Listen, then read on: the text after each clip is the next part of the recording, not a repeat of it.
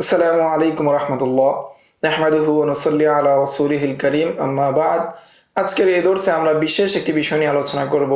সেটা হলো ইসলামী শরীয়তের মধ্যে নারীদেরকে পুরুষ থেকে সম্পদ কম দেওয়া হয়েছে। উত্তরাধিকারী সম্পদের মধ্যে পুরুষ থেকে বা পুরুষের যে পরিমাণ সম্পদ দেওয়া হয়েছে তার থেকে কম দেওয়া হয়েছে। বাবার সম্পত্তি থেকে, স্বামীর সম্পত্তি থেকে, সবার সম্পত্তি থেকে নারীদেরকে কম দেওয়া হয়েছে। কেন তা কম দেওয়া হয়েছে, কি কারণে কম দেওয়া হয়েছে, সেটা কি নারীর উপর জুলুম করা হয়েছে, ইনসাফ করা হয়নি, এই বিষয় নিয়ে সংক্ষিপ্ত বা মৌলিক যে থিম, ইসলামের যে মৌলিক যে থিম, সেটা নিয়ে আজকের এই দর্সে আমরা আলোচনা করব। ফাওয়াইদ জালিলা, গুরুত্বপূর্ণ একটি ফায়দা, সেটা হলো আজকের এই দর্স। সেটা হলো যে ইজতামা সাহাবাতু রাদিয়াল্লাহু আনহুম আলা আন্না ইসনাতাইন ফি হুকমিল জামা, যে সাহাবায়ে কেরামগণ ঐক্যমত হয়েছেন যে মিরাসের ক্ষেত্রে দুজন হবে তখন তারা জামাতের হুকুমে হয়ে যাবে, অর্থাৎ জমার হুকুমে হয়ে যাবে তারা। আও আনতুহকামা ইসনাতানে সাবিতুন বিসুন্নাহ, অথবা সুন্নতের মাধ্যমে এটা সাব্যস্ত হয়ে গিয়েছে যে দুজন যদি হয়, দুজন হলো সুন্নতের মাধ্যমে তারা কি জামাত, সেটা কি সুন্নতের মাধ্যমে কি বা হাদিসের মাধ্যমে সাব্যস্ত। হাদিসের মাধ্যমে কিভাবে সাব্যস্ত, যে দুজন হলেই জামাত হয়।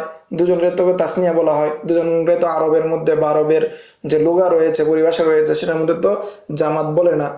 তো সেই হিসাবে এখানে কিভাবে জামাত বলা হলো বা মিরাসের মনিতির ক্ষেত্রে কিভাবে দুজনকে জামাত হিসেবে গণ্য করা হলো, সেটার দলিল হচ্ছে ওয়াহিয়া ওয়াকিআতু ইমরাতি সাদ ইবনে রবি। সেটা হলো সাদ ইবনে রবিয়া রাদিয়াল্লাহু তাআলা আনহু এর স্ত্রীর যে ঘটনা রয়েছে সেই ঘটনার মাধ্যমে।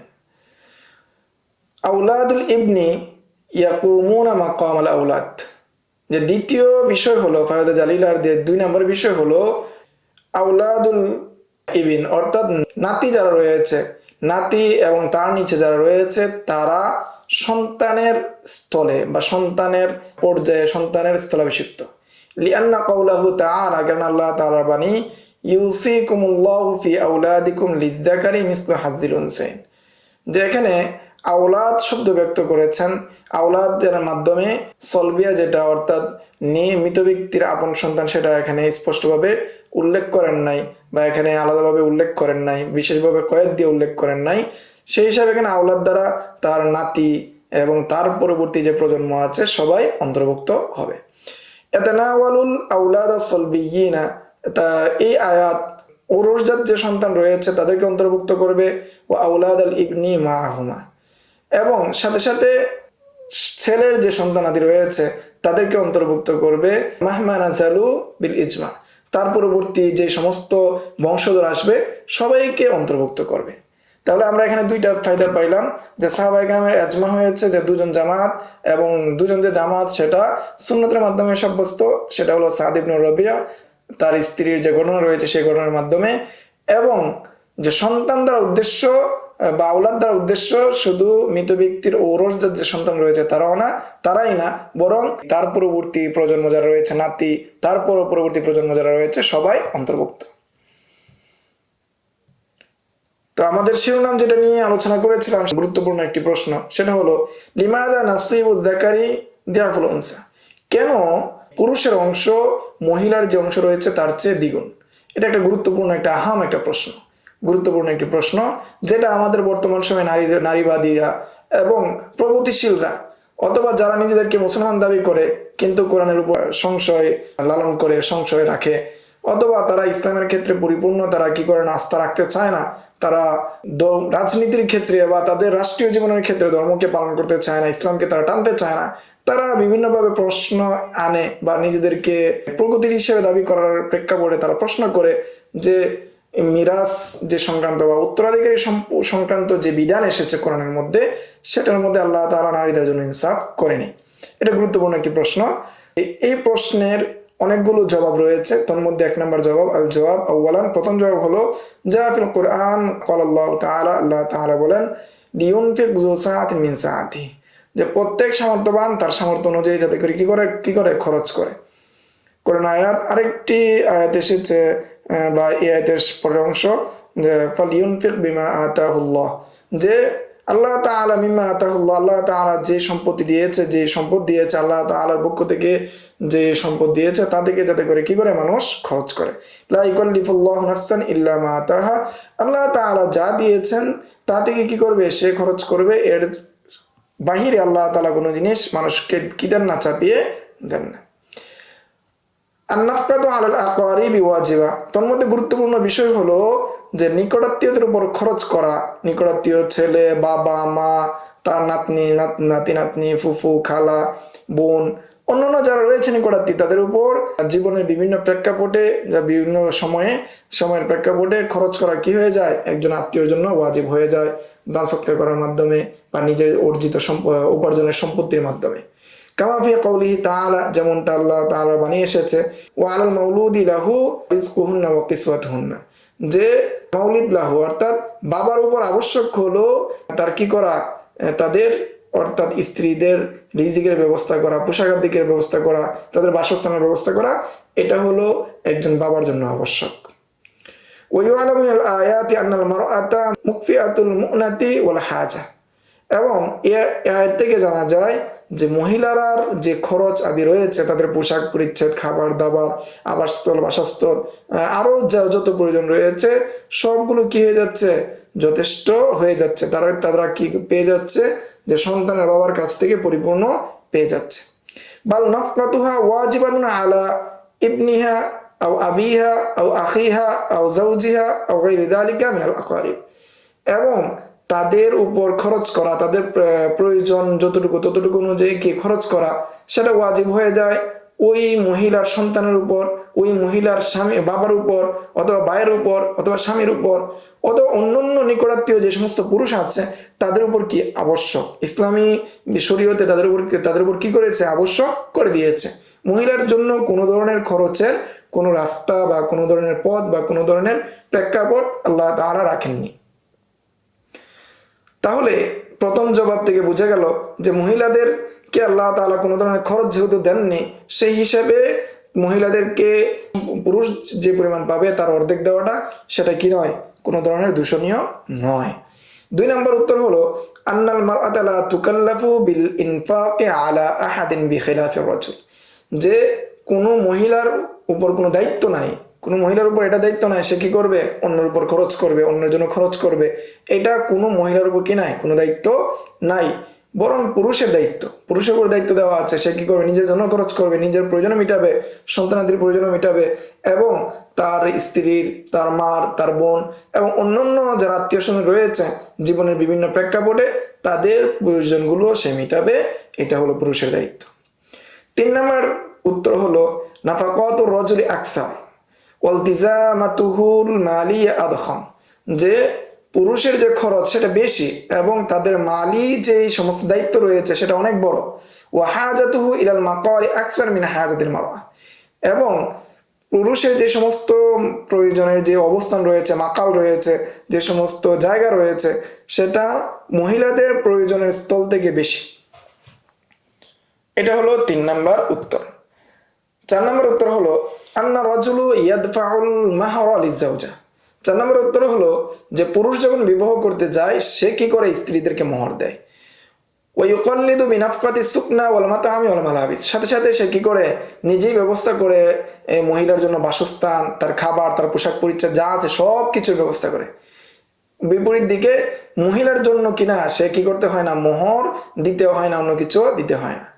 5 নম্বর বিষয় হলো উজুর তালিম লিল আওলাদ ওয়া তাকালিফিল ইলাজ ওয়া দাওয়া ওয়া গায়রিহা লিজাওজা ওয়াল আওলাদ আলা রাজুলি দুনাল মারআ, যেমন পুরুষের উপর এছাড়াও আর অনেক দায়িত্ব, তার মধ্যে সন্তানাদির শিক্ষা দীক্ষার যে সমস্ত খরচ, চিকিৎসা এবং অন্যান্য আরো যে স্ত্রী সংক্রান্ত যে সমস্ত খরচ সবগুলো পুরুষের উপর, দুনাল মারআ, এটা মহিলার উপর কোনো দায়িত্ব নেই। ওয়ানাদরিবু মাসালান, আমরা এখানে কি করছি, একটা উদাহরণ পেশ করছি কিভাবে আল্লাহ তাআলা, কেন আল্লাহ তাআলা পুরুষের অংশ দ্বিগুণ দিয়েছেন, মহিলাদেরকে তার অর্ধেক দিয়েছেন। এটা বোঝার জন্য আমরা কি করব, একটা উদাহরণ পেশ করব। ইউজিহু লানাল ফিকরাতু ওয়া ইয়াজহারু হিকমাতুত তাশরি' বাইনা মিরাসিজ যাকারি ওয়াল উনসা, এর মাধ্যমে ফিকির যেটা রয়েছে, চিন্তা যেটা রয়েছে সেটা স্পষ্ট হয়ে যাবে এবং পুরুষ এবং মহিলার মিরাসের মধ্যে যে হিকমত রয়েছে, তাশরিহ রয়েছে, বা শরীয়তের মধ্যে যে বিধান রয়েছে, বিধানের যে হিকমত রয়েছে সেটা সুস্পষ্ট হয়ে যাবে। মিসালুন, এর উদাহরণ হলো মাতা যাইদুন ওয়া খালাফা ইবনান ওয়া বিনতান। একজন ব্যক্তি মারা গেছে, যেমন যায়েদ, সে মারা গেল, সে মৃত্যুবরণ করার সময় একটা ছেলে এবং একটা মেয়ে রেখে গেল। যেমন একটা ছেলের নাম হতে পারে ওমর আর মেয়ের নাম হতে পারে মারিয়া। তো দুজনকে রেখে গেল। ওয়াতারাকা মিরাসান লাহুমা সালাসাতা আলাফি দিরহামিন, আর তাদের জন্য সে 3000 দিরহাম রেখে গেল। ফাআলা দাওয়াম শরিয়াতুল ইসলামিয়া, ইসলামী শরীয়ত অনুযায়ী এই সম্পত্তি অর্থাৎ 3000 দিরহাম বা 3000 টাকা ধরেন, বা 3 কোটি টাকা ধরেন, 3 কোটি টাকা বা 3 লাখ টাকা, 3 লাখ টাকা রেখে গিয়েছে মৃত ব্যক্তি। এখন এই ইসলামী শরীয়ত অনুযায়ী যদি বন্টন করা হয় তাখুজুল উনসা আলফান, তাহলে ইসলামী শরীয়ত অনুযায়ী 3 লাখ থেকে 1 লাখ টাকা নিতে পারবে মেয়ে, অর্থাৎ মেয়ে পাবে 1 লাখ টাকা আর বাকি 2 লাখ টাকা পাবে ছেলে।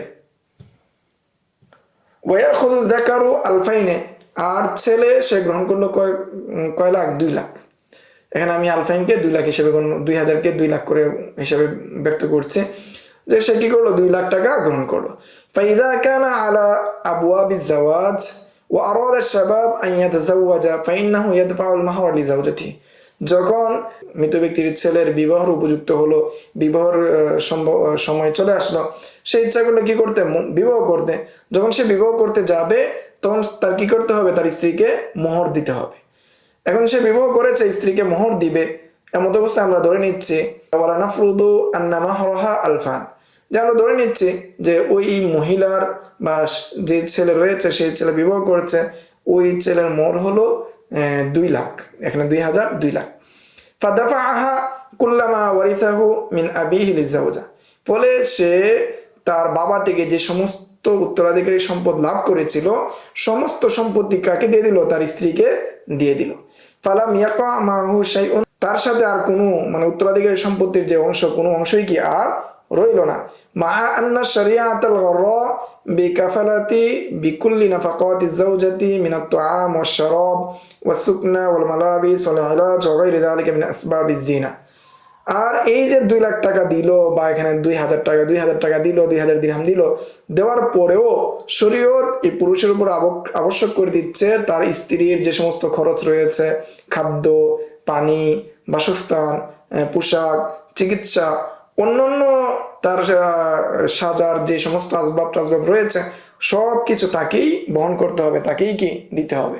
এটা শরীয়ত পুরুষের উপর কি করে দিল? আবশ্যক করে দিল। অপরদিকে আম্মাল বিনতু মারিয়া, যে মেয়ে যে রয়েছে, মারিয়া নামক যে মেয়েটা রয়েছে, ইদা আরাদাত আন তাতাযাওয়াজা তাখুযুল মাহরা মিন যাওজিহা, যখন সে চাইলো বিবাহ বসতে, সে বিবাহ হবে, এমন অবস্থায় সে কি করবে? তার স্বামী থেকে কি করবে? মোহর গ্রহণ করবে। ওয়াল মাহরু নুফরিদু আলফান, এখানে আমরা মোহরটাকে ধরে নিচ্ছি, মেনে নিচ্ছি যে তারও মোহর কি 2000 বা 2 লক্ষ। ফাসবাহা মাজমুউহা লাদাইহা সালাসাতু আলাফ, তাহলে তার 3 লাখ বা 3000, অর্থাৎ সে 1 লাখ বা 1000 পেয়েছিল তার বাবা থেকে, বাবার সম্পত্তি থেকে, এবং 2000 পেয়েছে বা 2 লাখ পেয়েছে তার স্বামী থেকে। সুম্মা হিয়া লা তুকাল্লাফু বিইনফাকি শাইইন মিন মালিহা, এছাড়াও তার এই যে 3000 বা 3 লাখ টাকা পেল, এই টাকা থেকে বা এই সম্পদ থেকে তার কোনো ধরনের কি করতে হবে না? খরচ করতে হবে না। লিআন্না নাফাকাতাহা ওয়াজাবাত আলা যাওজিহা, কেননা তার যে নাফকাতাহা, তার যে খরচ রয়েছে, তার যে সম্পদ, তার যে দায়িত্ব রয়েছে, সবগুলো কি তার স্বামীর উপর আবশ্যক। ফামালাহা জাদা ওয়া মালুহু নাকাসা, ফলে তার যে মাল রয়েছে, অর্থাৎ মেয়ের যে মাল রয়েছে, সেটা কি বৃদ্ধি পেল, আর পুরুষের মাল কি একদমই কি শেষ হয়ে গেল, কমে গেল। ওয়ামা ওয়ারাসাত মিন আবিহি যাহাবা ওয়া দুআ, পুরুষ যে সমস্ত উত্তরাধিকারী সম্পত্তির মালিক হয়েছিল, সমস্ত সম্পত্তি তার মোহর হিসাবে তার স্ত্রীকে দিয়ে দিয়েছে, আর অপরদিকে মেয়ে সব সম্পত্তি কি পেয়ে গিয়েছে, সব সম্পত্তি রয়ে গিয়েছে।